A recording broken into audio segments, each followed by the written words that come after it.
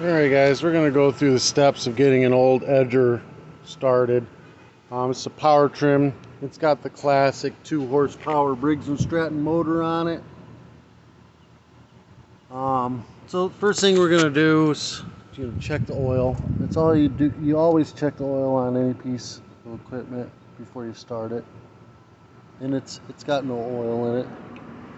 So we're going to go ahead and get some oil and dump it in there. 10W40 is fine. So filled it right to the top. I'll put the top back in.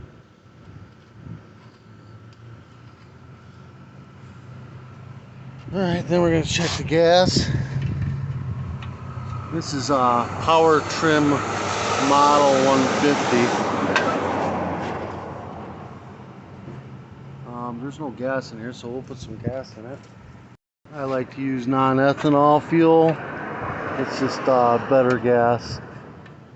Alright, I'm going to take the air filter off, check it too.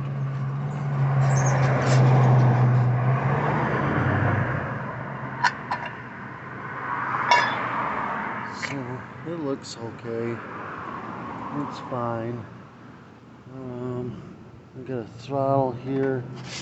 I don't know which way is which. I think that's full throttle.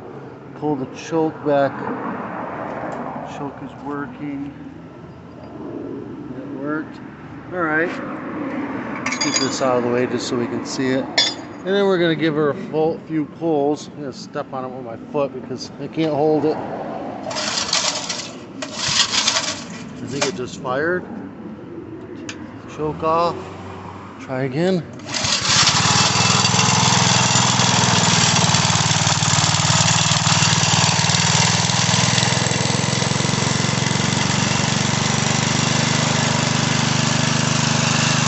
Oh, we're missing something here.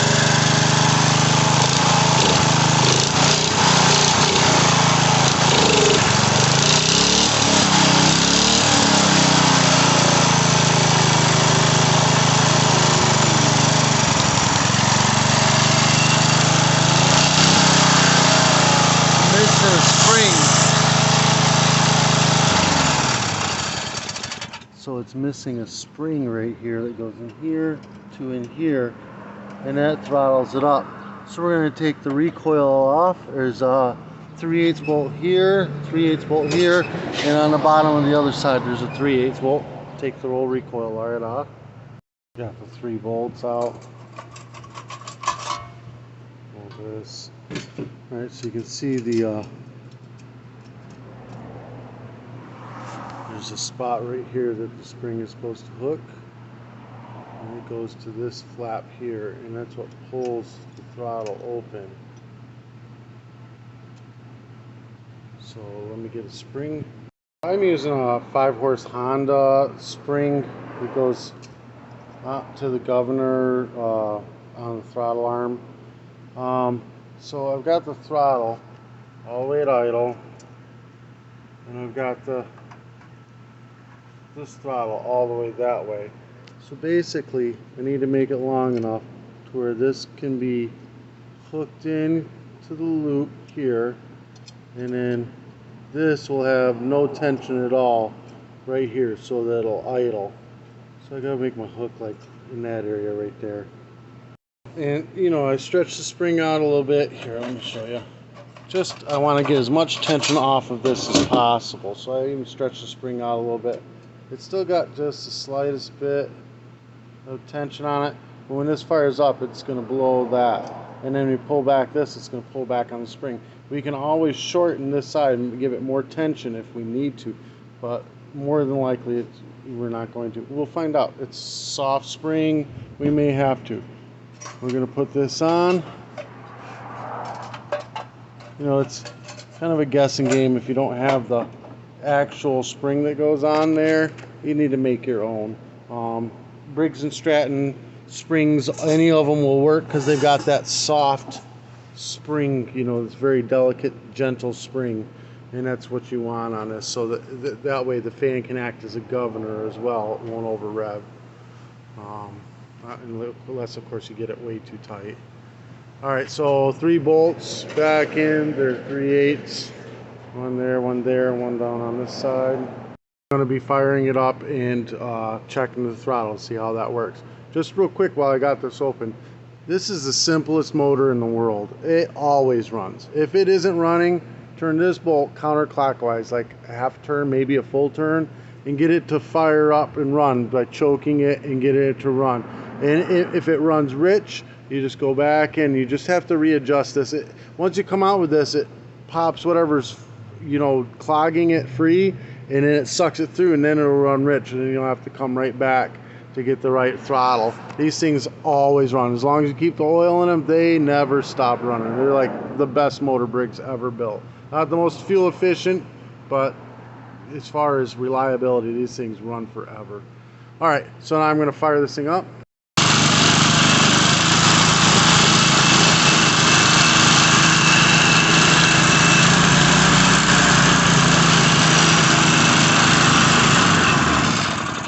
Alright, so I need to shorten the spring a little bit.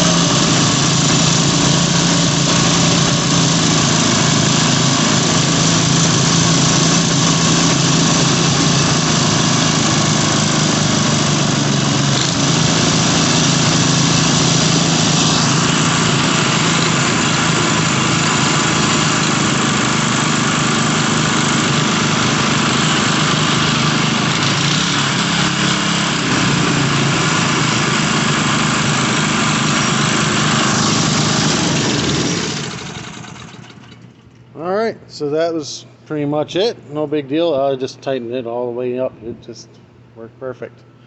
Alright guys, I hope this helped you out somehow.